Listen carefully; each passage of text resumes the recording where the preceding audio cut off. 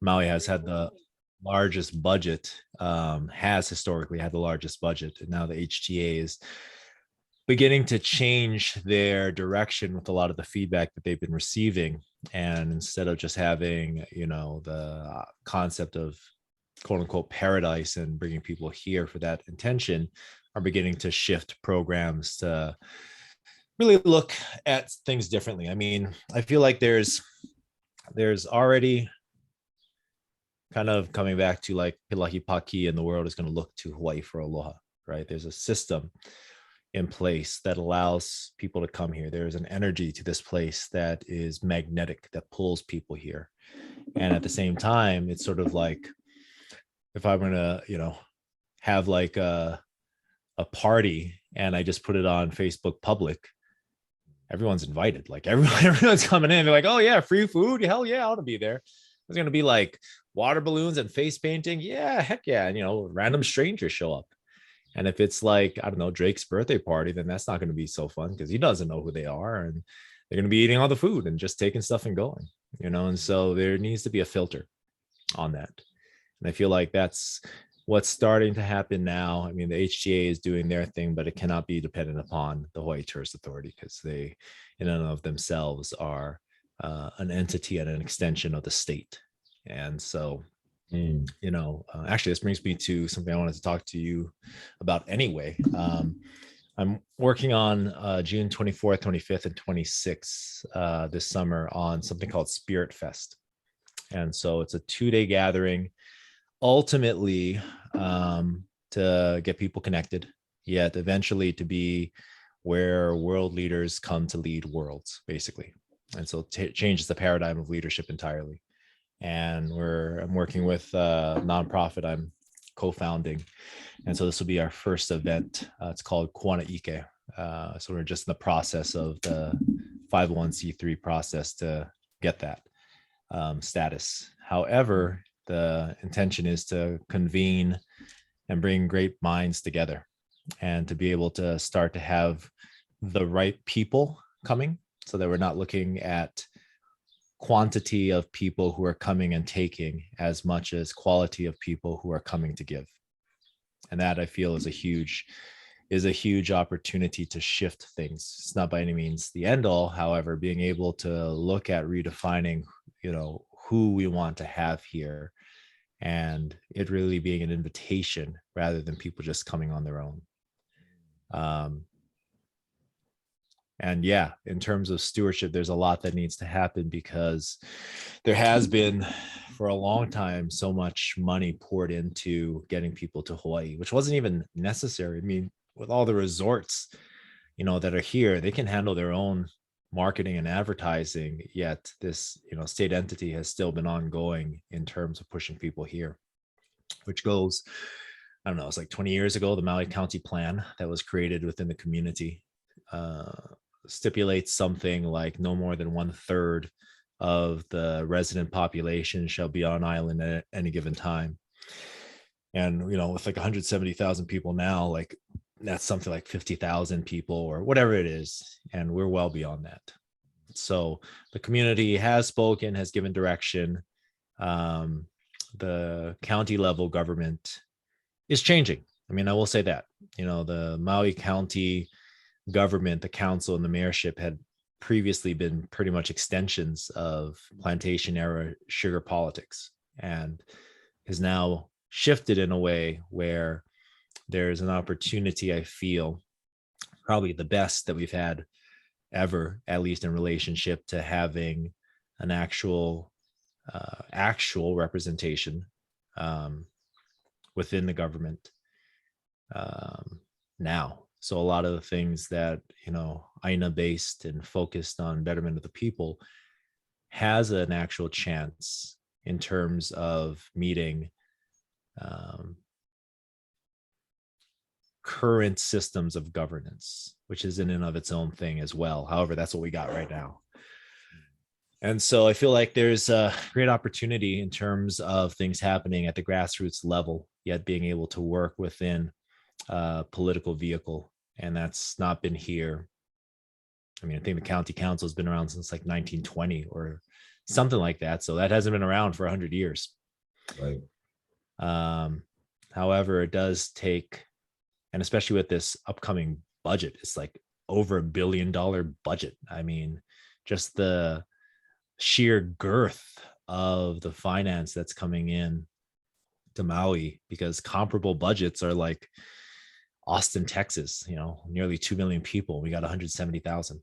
So there's a lot, there's a lot out there in terms of financial capability that currently isn't necessarily being realized, and takes, though, the community coming together to organize these ideas to be able to present itself and then advocate for it on the floor of the county council.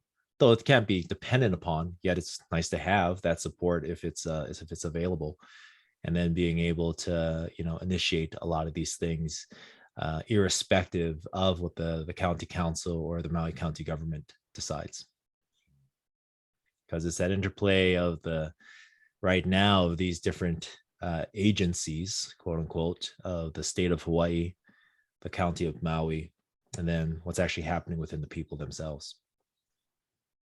And that's rarely does that line up. Right. In any case, our ability, though, to create things that allow a level of discernment, being able to create models that work, in getting the right people here, because it is, I mean, coming here to Maui and being able to experience this place, the wisdom of the people, the level of consciousness of the Aina is something that is nothing short of transformative. And that's exactly what the world needs now. However, we need the right people to be coming here. I mean, shucks, Deepak Chopra's got something, Eckhart Tolle's got something, both on Maui in the next 6 months. Right. So right. The reason that Wayne Dyer and Alex Grays and so on and so forth have come here, and the distortions of the current system of economics and the taint that it has created is by no means something that we're not able to clean and to clear from here. However, it does require, some work on our side. There's so much there to continue to unpack, and I thank you for bringing forth the Spirit Fest and the vision of that. Like how we come in the space of invitation, from as a spiritual practice or a principle of everything like a radical inclusion, but accompanying the consent along with that, and to look at throughout history, indigenous peoples, because of the connection to source, the connection of all the interconnectedness of all things, there's that radical inclusiveness that is being embodied there. But then there's the discernment piece around that we now have learned that, yes, include, yes, and what are we inviting in to that space. And there needs to be that place of being met there, that there's coherence, there's synergy, there's resonance, that's there.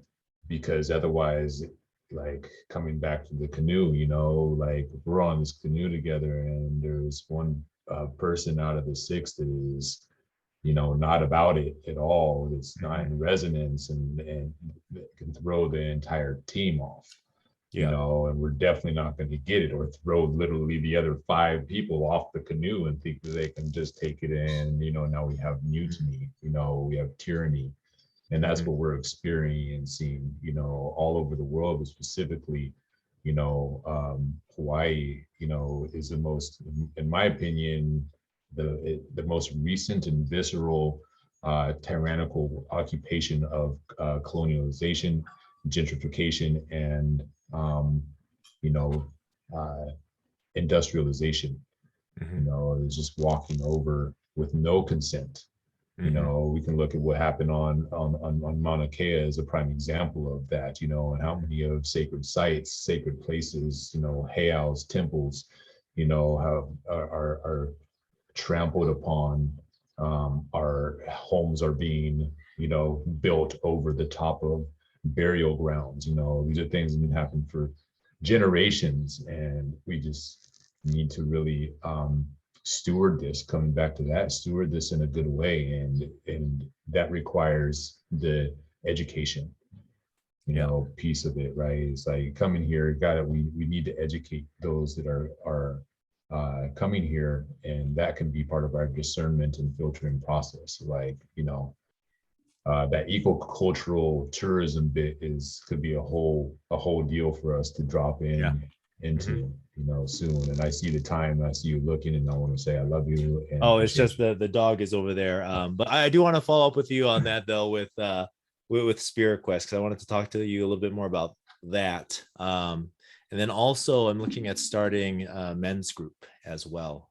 you. Just like going out hiking with our children. So I wanted to talk to you about that as well. But I do got a hele. Yes on all that. And there's also, to a certain degree, a re-education for us here as well, because the concept of colonialism does not just extend to Western culture. You know, when the Tahitians arrived in the 1300s, they overtook the people of the Marquesas Islands who had been here for like 1,000 years. And Mm, so there is something about this place that holds mana, that has power, and that goes into its own thing in terms of, you know, pre-diluvian culture and civilization, that as we're here now, um, is something to acknowledge and to recognize, because there is also, to a certain degree, for us to be able to have a re-education, or rather just a deepening of connection of what's happening here, also means that for the people who are here as well. So there's a lot. There's a lot, brother. mm. One step at a time. Amen. One step at a time. Well, glad to be stepping with you, and yeah, thanks for Yeah. bringing these to my attention. I'm gonna put that. What do you say? The June 26th, 27th, 28th. Were those the dates? It's going to be 24th, 25th, 26th. They'll probably 25th, 26th primarily. Okay. All right. And we can talk a little bit more about that. I wanted to run some questions by you as well. I was looking at really involving a lot of the kupuna here, you know, those who are really active and who have wisdom to share. And I wanted to run some things by you. Yeah. I'm definitely about that. And speaking of too, getting a team meeting together Oh, yes. soon. Monday. Yeah, seeing if Monday works. Um, and then consistency of that meeting, not necessarily that, you know, everyone has to always be there, but Yeah. rather just I want to hold that space, consistency, and maybe even go into like it elementally, you know, like we're gonna work in the area and bring in, you know, a conversation around eco-cultural tourism on one side, and then, you know, come in and really speak about Malama Aina as that, you know, speak about Oli Kavai, you know, and go into that, speak about the edutainment piece, you know, Yeah. and kind of work with the essentially the body politic uh, is, you know, together, so that we're always in that collective intelligence in this mind, because we're all steering this ship Mm-hmm. together, you know, and that's the new way of Yeah. governing. Yeah. I would say, you know, with that, having a gathering for everyone is terrific, and then being able to sub break it up, because that manifestation piece in terms of like having um, those groups of 4 per element, and having those being regular, and then a larger convening. A larger convening would be great, because that will allow more mobility, as well as efficacy overall. Mm. But Monday though, um, did you decide on the time, or are you still open to times? Still open to times. I'm looking at it right now, and I either have noon or I mean it would have to be later at around 8 p.m. Monday's a little